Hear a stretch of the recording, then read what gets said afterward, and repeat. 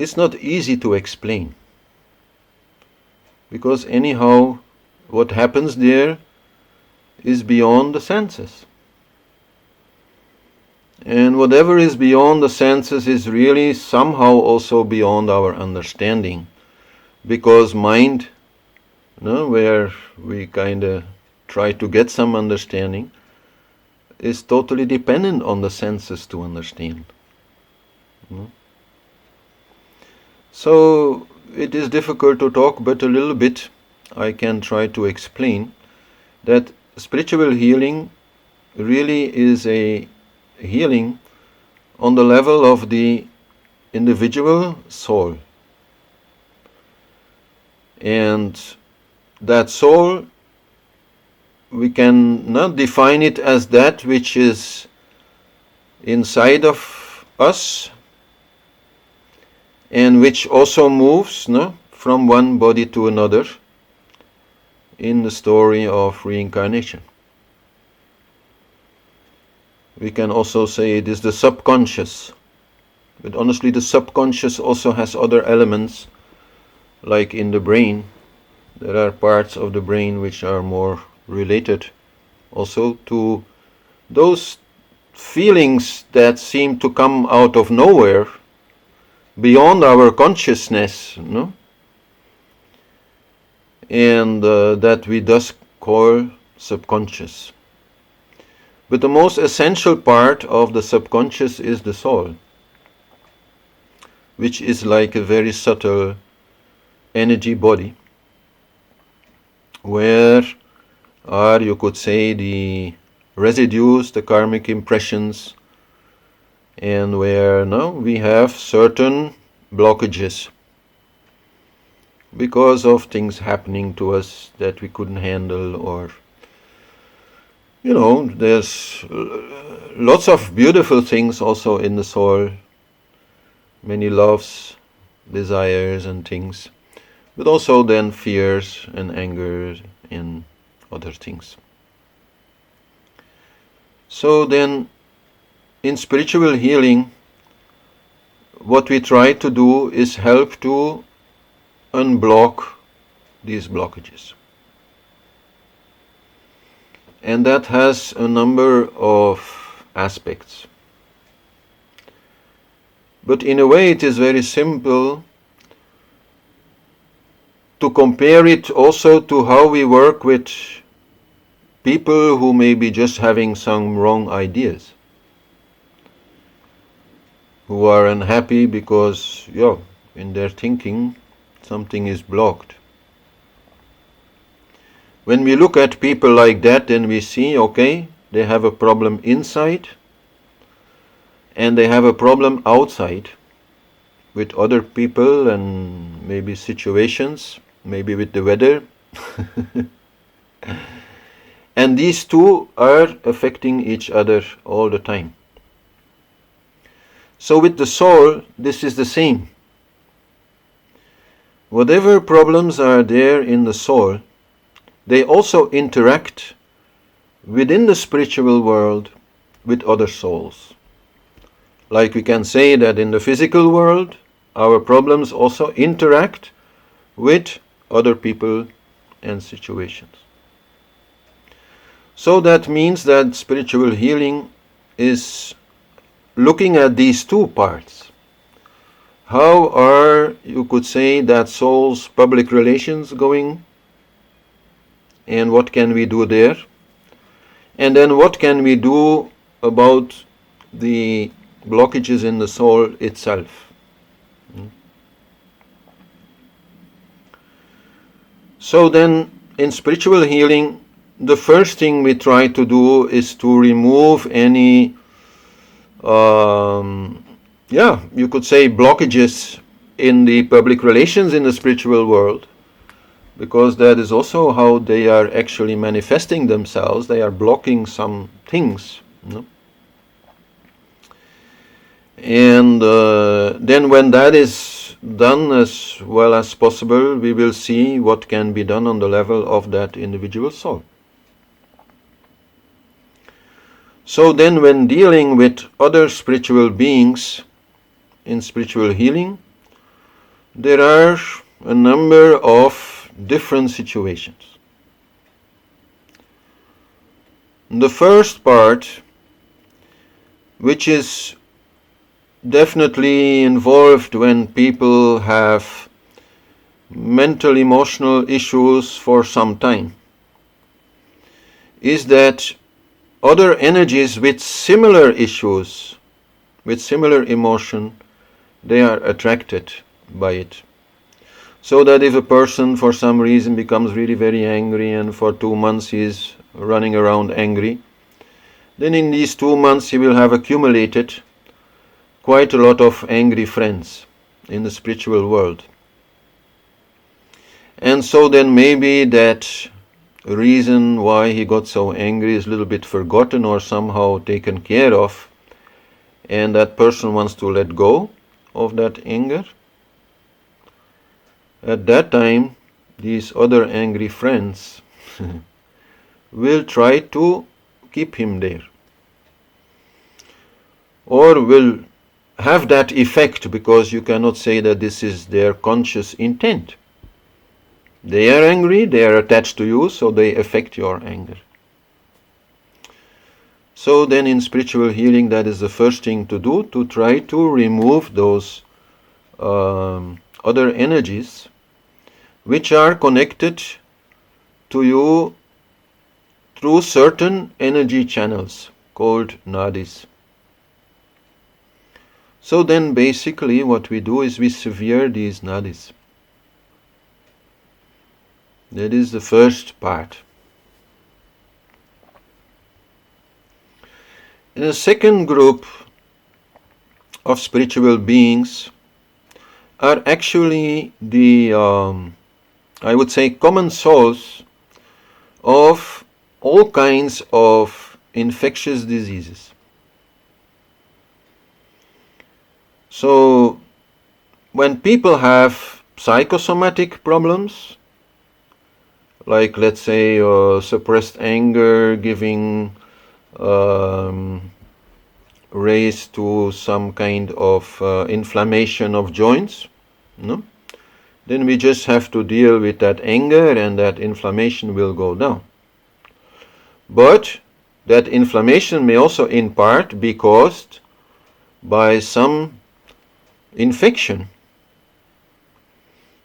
or a skin problem can be caused by some kind of infection from bacteria and viruses. But these beings, they also have a soul, but it is a little bit different. It's like a beehive or a nest of ants. They seem to be like of one mind, right? The way they operate. There seems to be very little individuality in each one of them. Even though they may have different roles, they totally work for the totality. So in a way, and again this is just trying to explain something which is hard to understand, when you have a coronavirus infection, then somehow also there is something which could be called corona soul, It's like a group soul of those viruses that are affecting you.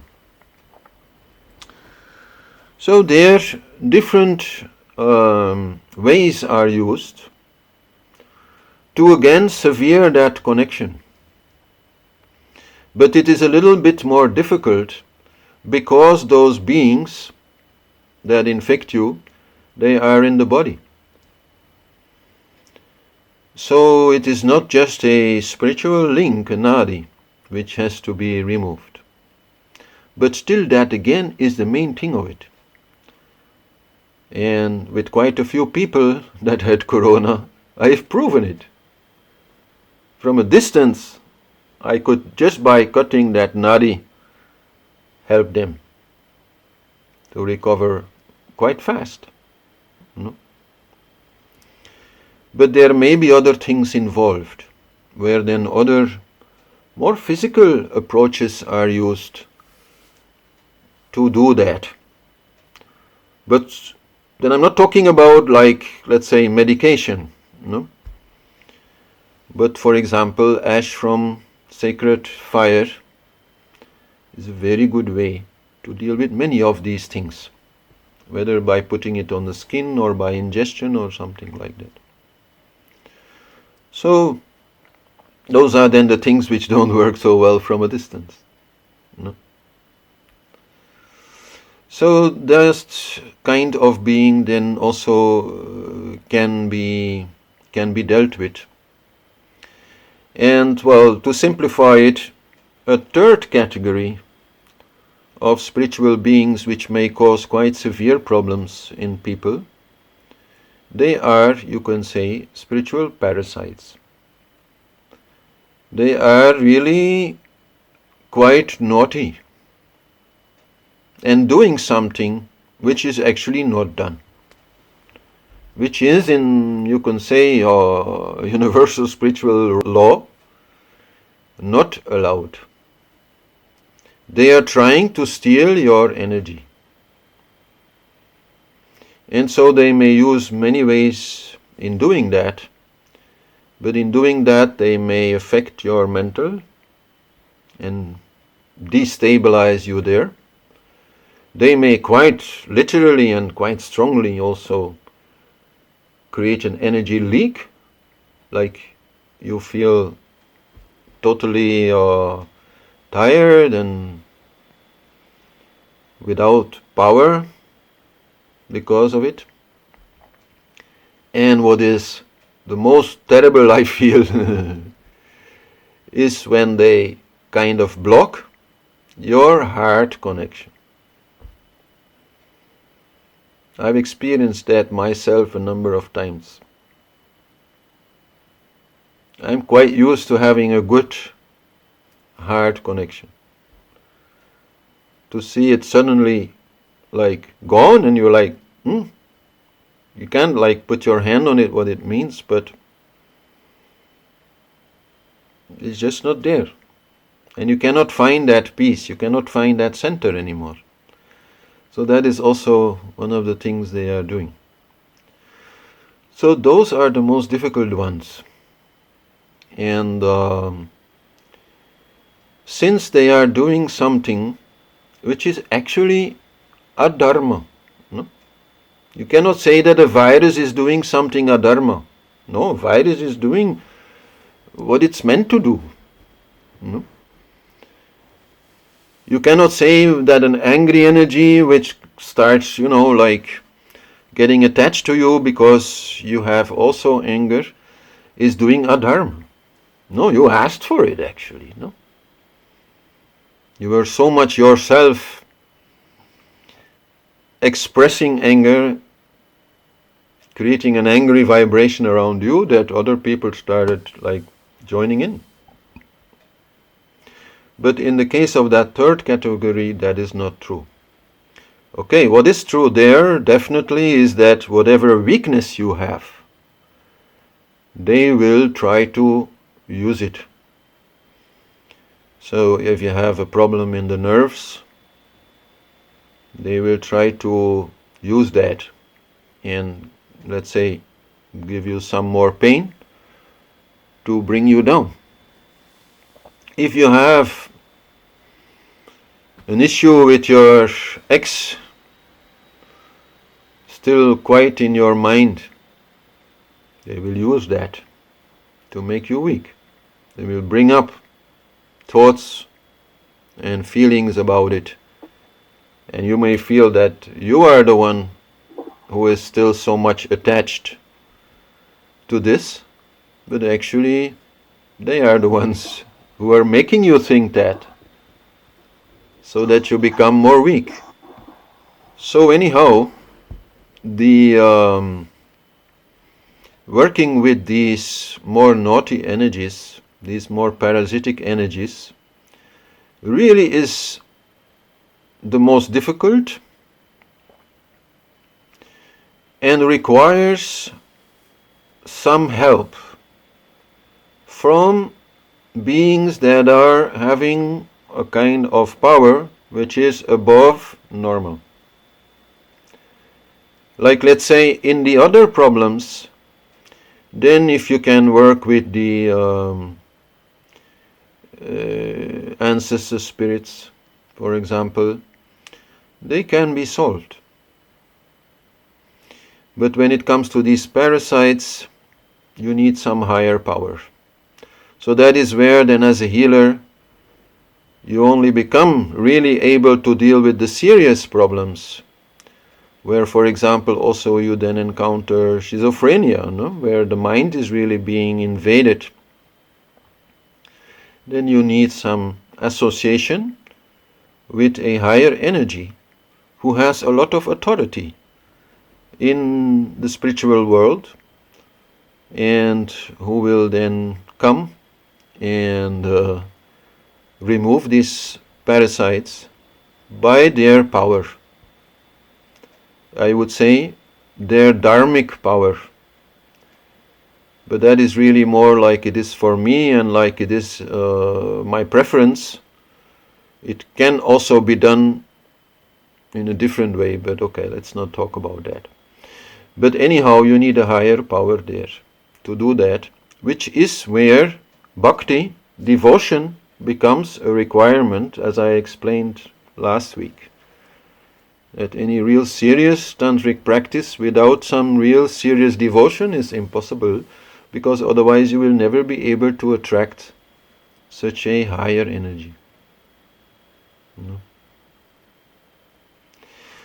And then when it comes to the working with the individual soul, I am simplifying things. There's more than 3 stories actually when it comes to spiritual public relations. There's also the ancestors where there may be a problem. There are quite a few other things. But so then when it comes to the individual soul, part of the work then can be done using Kundalini energy, or something which is derived from it, because there is a subtle difference. But so being able to generate Kundalini energy and direct it towards a person, whether by physical contact or over a distance, allows us, you can say, to shake the soul. I would prefer to call it like that, at least that's like how I myself experience it. Which means that whatever blockages are there in this galaxy of energies that is found in the personal soul, this shaking will to some degree loosen up some of these knots. Probably not if they're totally tight. I'm trying to visualize it to like make it understandable.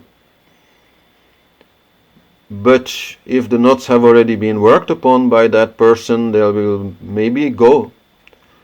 And if they have not been worked on, they maybe become a little bit more loose. But so you really have to see that this is like a physical, energetic thing happening. And that is the main way in which it can happen. There is also an element where one might, let's say, speak to that soul, and there on a very deep level convince it of the need to let go of something, to trust, and to go for peace. That is also there, but that also for me remains quite mysterious, as it is actually not done by me as the healer, but done by my healing energy. So there is part in that process where she is no longer trying to clean things and shake up things, but where she really is talking to your most essential being, and maybe saying something like, everything is going to be all right. This kind of communication then also happens there very deeply, somehow, in my experience, like a mother very much. That child, which is the soul, is being comforted,